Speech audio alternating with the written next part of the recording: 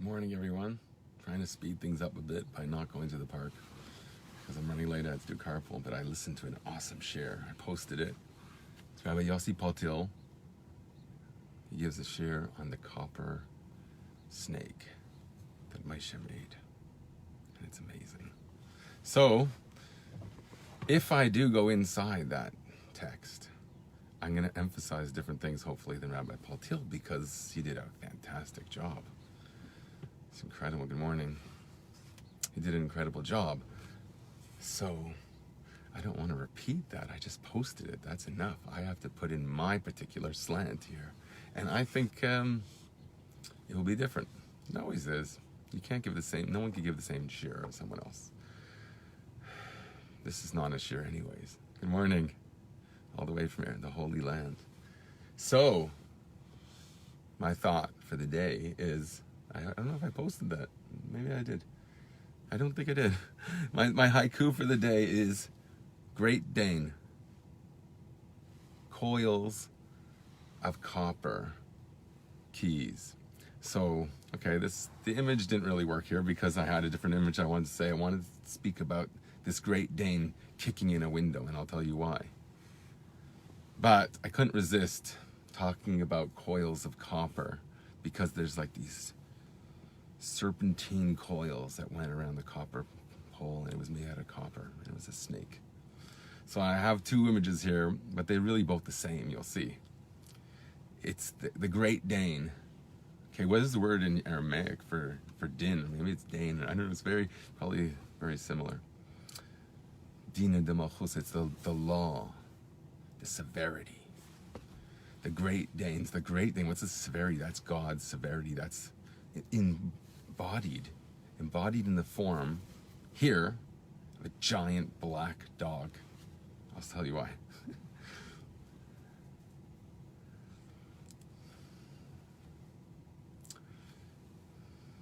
We'll see what that Great Dane is. The great severity. What is that? That appears in the form of a great black dog which attacked the Baal Shem Tov, kicking in his windows. But I didn't want to talk about a window so much here. I wanted to get the idea of copper because I wanted to resonate with this idea that we're going to be learning about. This copper snake on a spear or a stick, a banner. That became the universal symbol for medicine, right? But it's a transformative sign. It ended up being worshipped. This copper serpent was worshipped. We'll see why. And it had to be destroyed, even though there's a rule that everything that Moshe made was eternal. This is the only exception. Oh, the luchais is an exception? Maybe there's a connection, right? The luchais, good morning. The luchais, oh, he didn't make those ones. Only God made that. God's things can be destroyed, but not Moshe's. Anything Moshe made is indestructible, so that's not even a counterexample. There's only one counterexample, and that's the serpent. Chazio Hamelech destroyed it because it was being worshipped. Why was it being worshipped? It's ridiculous. In fact, on the contrary, God commanded this to be made. It's not an idol. It wasn't intended to be an idol, God forbid. God commanded it. And what was it used for? It was used for a spiritual purpose. In fact, the idea of having a copper snake on a banner was in order to be held up high so that the Jewish people who were suffering because they were being bitten by snakes and dying en masse in response for speaking evil, that was the outcome. But once they gazed heavenward and looked upon this golden serpent, this copper serpent rather, on this copper banner, they would think about God.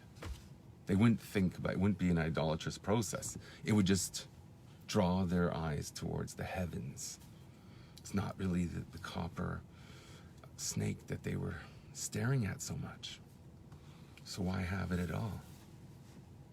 Why didn't they just look to heaven? In other instances, Moses' arms were raised up to defeat Amalek. that gave strength for the people to be victorious in battle. Once his arms got tired and they couldn't hold him up anymore. There's a reason why he couldn't.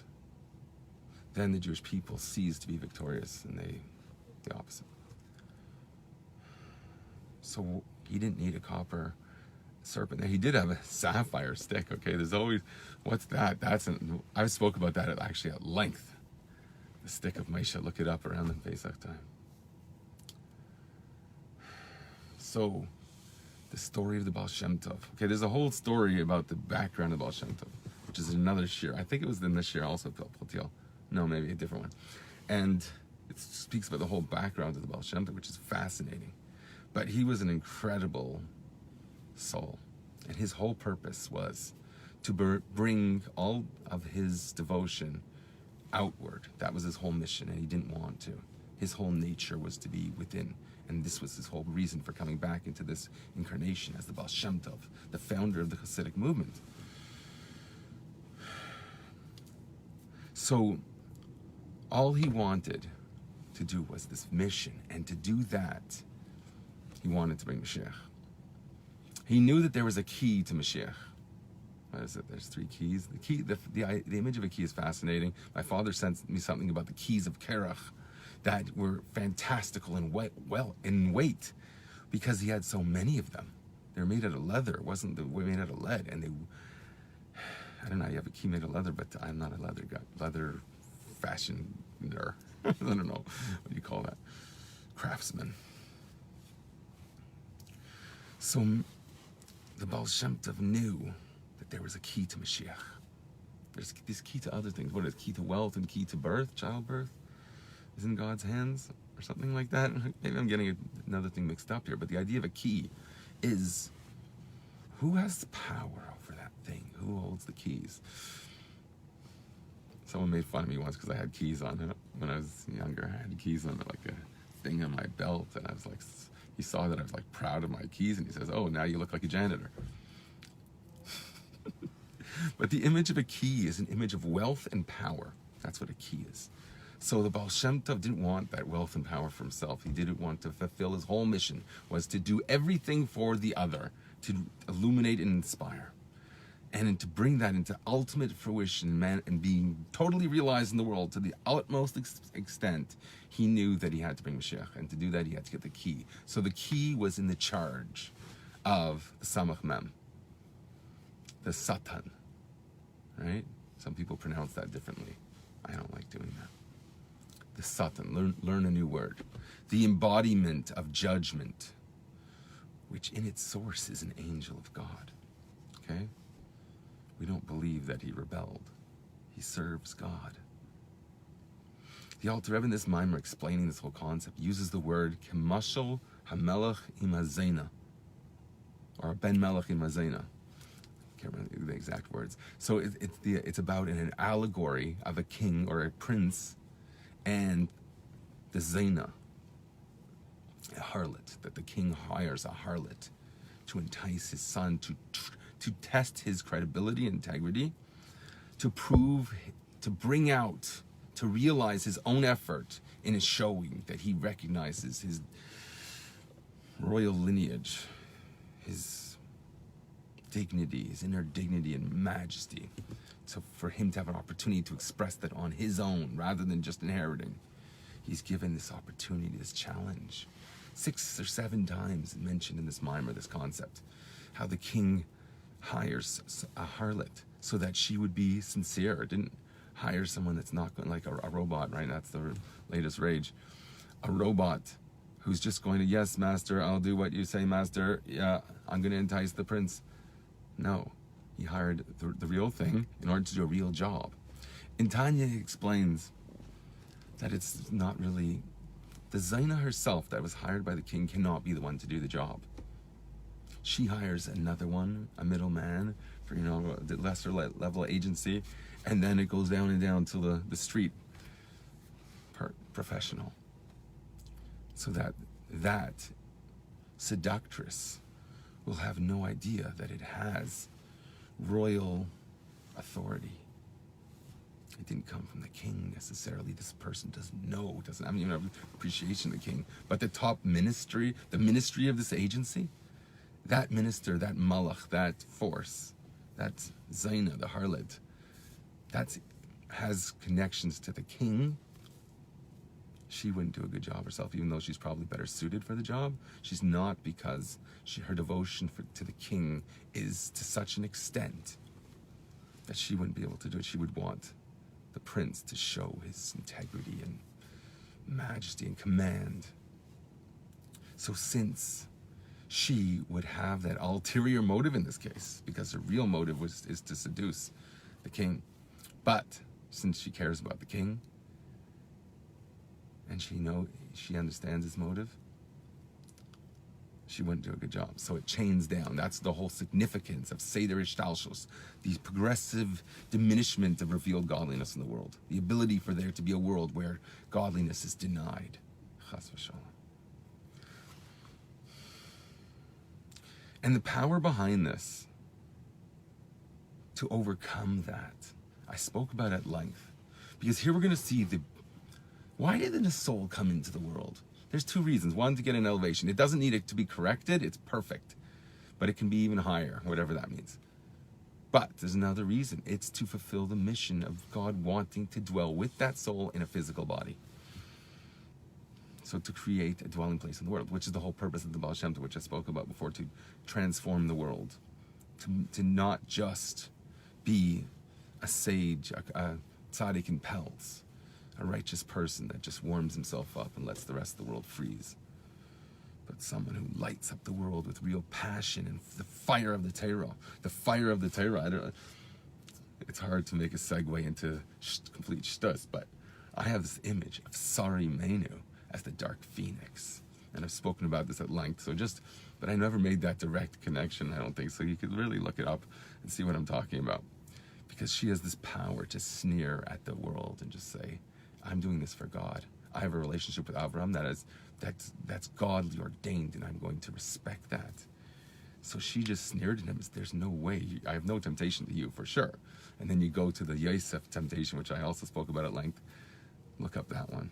Because I'm suggesting, okay, so there's two opinions, whether he went there on purpose to mingle with his seductress, or he went there for Hashem. He just was doing his business. He went, no ulterior motive there. Because I suggest that these are two explanations of why he suffered the loss of 10 tribes. He was supposed to have 12, he only had 2. Why? Why did he lose out? What did he do wrong? So according to one opinion, doing wrong was he wanted to be tempted. The fact that he wanted to be tempted means he's going to have seminal fluid come out of his fingertips.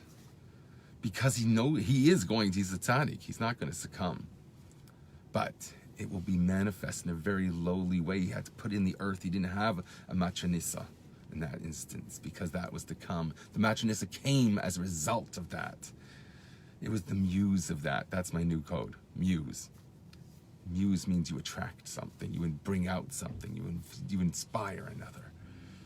Usually in this case it means inspiring God. But what was the inspiring thing that God blessed him with? His Basherter, his soulmate, came about through that instance. So it had, and I spoke about the difference between the two, that sacrifice and what that meant. Why did he lose 10 tribes? I spoke about that at length. So, but I just wanted to get that image resonating with you, okay? Because that all is in play here. So Sarah's dark phoenix, this incredible fiery power, which is described in this mimer, that it happens during tefillah. Okay, so take that to heart. Literally, it has to be in the heart. Good morning. It has to be in the heart. If you have tefillah in your lips alone, you miss the whole point. In fact, you ask Hashem to open your lips. It's not your lips that are davening. It's your heart that's opening up. That's the Shekhinah. You listen to the Shekhinah speak. I spoke about that link before. Listen to the Shekhinah. Behold the Shekhinah. You shut up and you listen. You meaning the you that's not the Ata. It's the Baruch. You do the Baruch. You just shut up, and that will bring out the Ata. You will be able to see the Shekhinah. Okay? You have to listen to the Shekhinah when you're davening. What does that mean? I think it means something different for a woman than for a man. For a man, I think the emphasis is on the bittul that I just described. Okay, for women also there has to be that, but that's not the real chiddush of it by a woman, I don't think. I think by the chiddush by the woman is she's embodying the Shekhinah. There's no transference of identity that happens there required. You don't have to have the same bittul. It's embodied within you. Just be. I have a friend that always says that, right? Just be. And it becomes cliche, but the simplest truths are the truths. So I like to speak around about it. I like to speak about the copper frame of the window that the dog's kicking in. That's what I like to speak to you, because cliches don't resonate. You can't translate Isrus D'Leila, an arousal from above, Isrus D'Sata, arousal from below. You have to invest it in these images because people don't relate to those words and those ideas. So you have to paint a picture. You have to be an artist. And I mean, halavai that I should be that artist. I always wanted to be an artist. But this story I heard from that shir that I posted from Rabbi Yossi Paltil, it's this incredible story. Listen to it. Listen to this great giant dog kicking in the window. I imagined this copper frame, so I didn't get to write about that yet. But that's the image. I wrote about the coils of copper because I couldn't resist the snake tying it into the nachash necheshes. It's the same word. So copper itself means snake will be the great servant. The dark phoenix. Take that power of the dark phoenix and devote it to God. Don't be afraid of it. Don't deny it. Yossi Paltil brought out 3 levels of ashafcha. Or maybe 2 levels of ashafcha and 1 is askafia. Okay, 2 levels of transformation. Or 3. I think he said it as 3. 1, kill the snake. He didn't say it in that exact phrase. 2, sweeten the source of it by recognizing that it all comes from good. I can't remember what I said of bracha. 3, realize that even the gevura, the severity itself, is good. That's the highest level. Rabbi Paltil distinguished, he's a very sharp analytical thinker, and he said it's the second one, that type of ishafka, of transformation, of sublimation, or the highest level of service of God, that's spoken about in this mimer, the second level, not necessarily the third, where the evil itself is good. Okay, I said wrong once, the mimer Chazal that says, when in the 6th day of creation, it says, Taiv Me'aid, it was really good. God saw that it was really good, the 6th day, right? So what does it mean? Taiv zu malach hataiv. No, malach hachaim. I said it wrong last time. I said even worse. The word taiv is to refer to or allude to malach hachaim, the angel of life, and ma'id, taiv ma'id, the ma'id part of that, like great, good, the awesome. That's malach hamavas, the angel of death. That's ma'id. That's the dark phoenix, okay? The ultimate source of power, the key to Mashiach. So the Baal Shem Tov, so the dogs was kicking in the window. So the dog's trying to attack the Baal Shem Tov and destroy him physically. He said to the Baal Shem Tov, I've only come into this world incarnate, the Satan, twice before. This is my 3rd time, the 3rd key. This is the 3rd time I've come into the world. Once, and there's 2 ways to look at it, but the first time, according to the first way, the first time was the original sin of the first man and woman, Adam and Chava. They ate from the Eitz Das. The Satan himself had to come there in the form of a Nachash to be the ultimate seductress. The guile, the most shrewd of all the creatures, the snake, embodied, the primordial snake embodied. So that was the first time he had to succeed there. God wanted it, right? You have to succeed. He came himself, like the Zaina. When did he come himself? He knew that he had to do this job, and God really wanted that. Neira alila abnei adam, it says. God brought the Neira, I don't know, horror. The horror, is that how you translate that?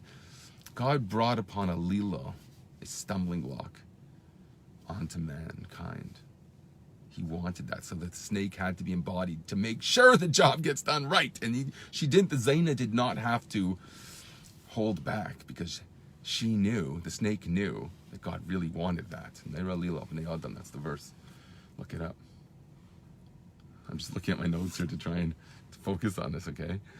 So right, okay, so he's kicking in the door to destroy the Baal Shem Tov. So the second time he came was the destruction of the first temple, the base Hamikdash, and okay, now I'm getting a bit off. One time, or the first base Hamikdash, or the second base Hamikdash, each you count individually, or there's another interpretation. He said, it's slipping my mind right now.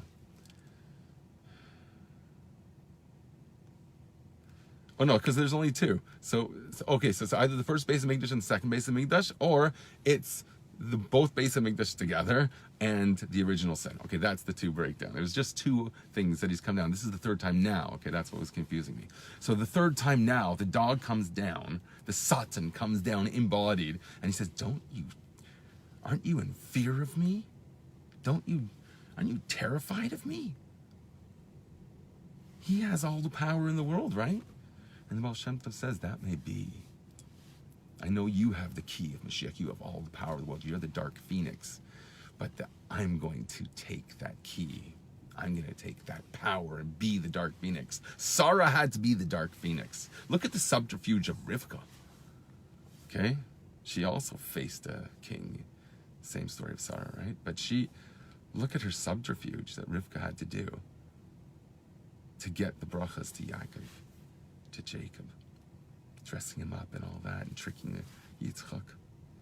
And Rivka had the same experience of Sara, of standing up to a king and sneering at him.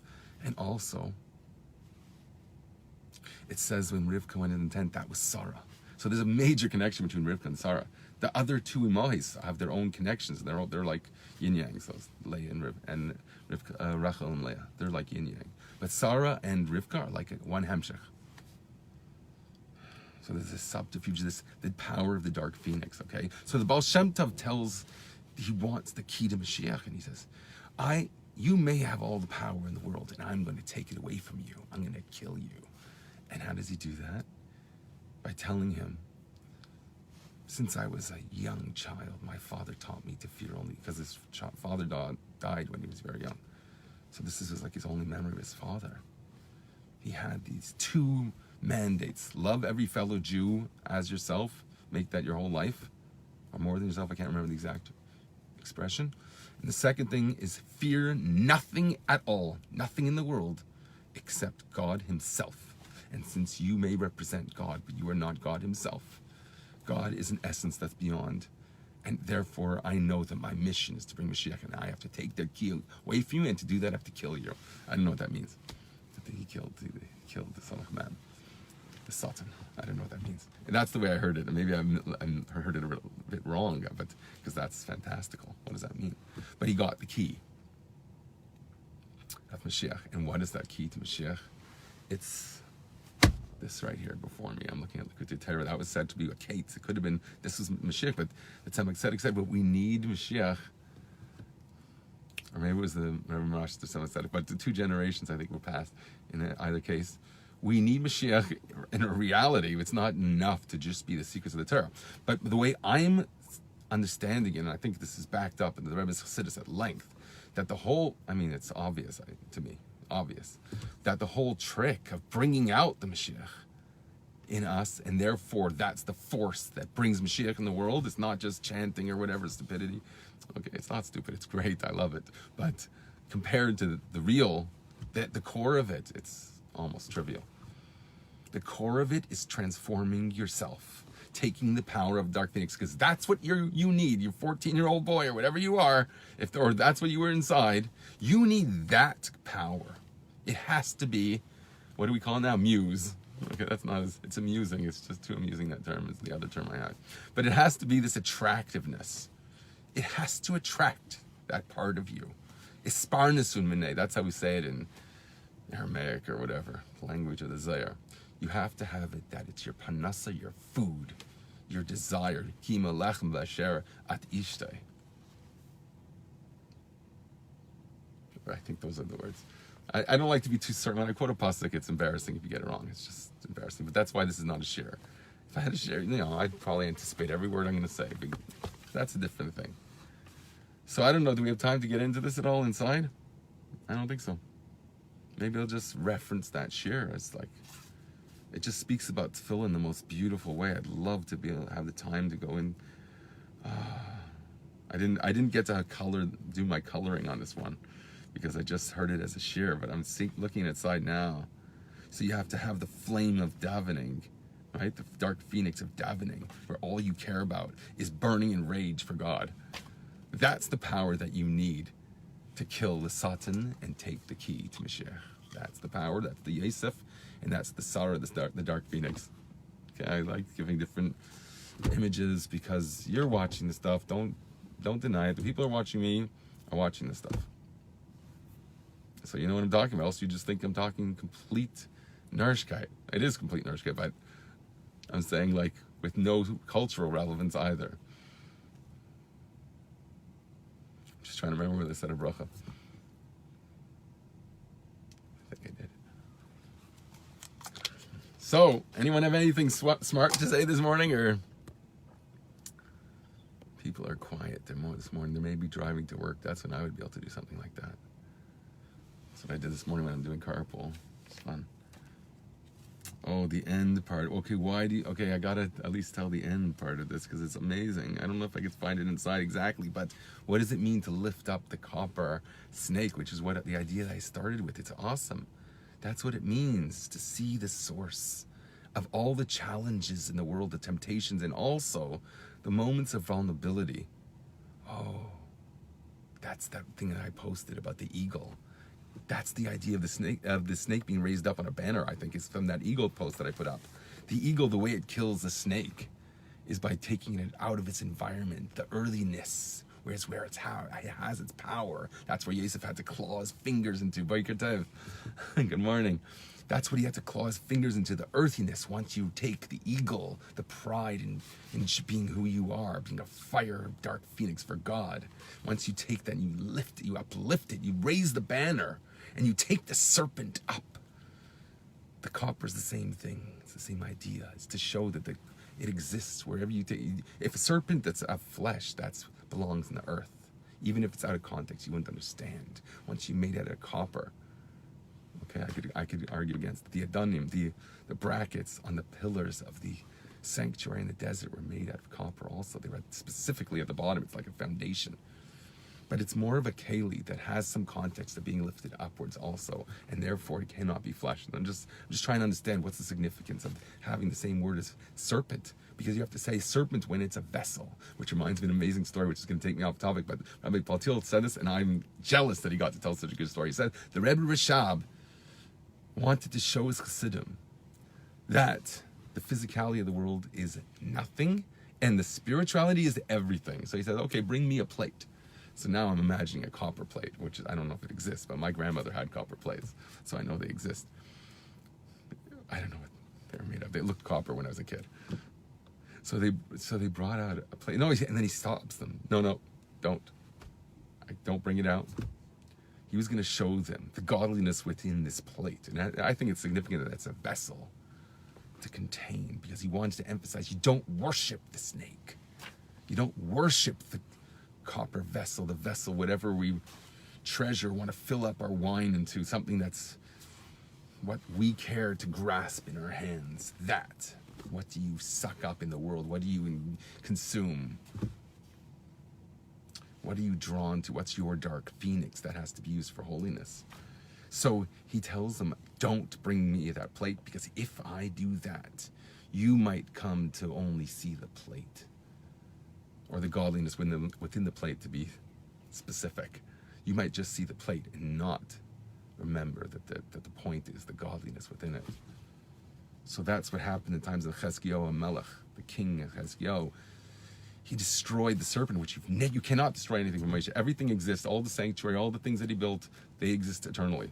But he destroyed this one because it was being worshipped. The whole purpose of its being in the world, its creation, was now detrimental. So he destroyed it. because they were seeing the snake. The whole point in it, why it helped people that were suffering from snake poison, I spoke about in the beginning, right? That's why they needed the snake, the sign of medicine, the transformation, the curing. They looked up, they didn't see a getchka, an idol.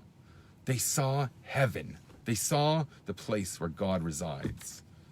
The keli that contains godliness. That's what they saw it as. Only later on, in times of Chizkiyahu and Navi, Hamelech rather, Chizkiyahu, he had to destroy it because they were worshiping it. So they became more coarse. Interestingly, in this mimer, it also speaks about the chronology of prayer and how we become progressively more verbose in our liturgy. We have way more that we say now than they did. They originally just fulfilled it with offering a sacrifice. They didn't even daven the first time in the first temple. He speaks about this in his shir, so I really should just point you to that, because he deals with these topics at some length, and I already feel like, wow, it's getting really late. So I don't want to rush through it. I know I'm speaking very fast. But I realize when I try and mellow out, I say, oh, there's some threads that I didn't tie up. Mistakes I'm not going to catch now. I have to think about it, and then I say, oh my goodness, I said that wrong. That I have to think about later. But if I didn't finish a thought, that bothers me. What's the point? So the idea of looking up and seeing the snake upwards and connecting that with your experience of God as reminding you of God. Remember we said about the turquoise reminds me of the sea, which reminds me of the heavens, which reminds me of the Kisei HaKavod, the glorious throne of God, where God himself sits upon. Because he wants to come down into the world. So he sits, he lowers himself. He doesn't stand aloof.